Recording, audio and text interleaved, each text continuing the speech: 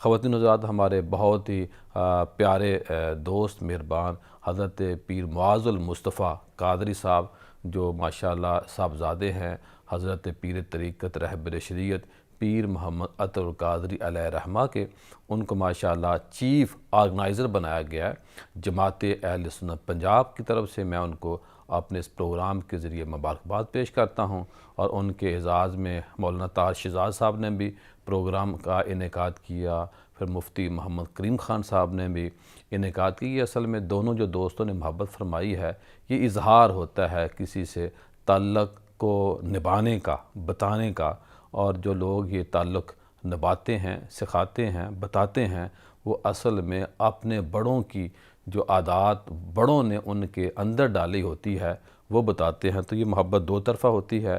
میں آخر میں ایک بار پھر معاذ المصطفیٰ قادری صاحب کو چیف آرگنائزر جماعت اہل سنت پاکستان بننے پر مبارکباد پیش کرتا ہوں۔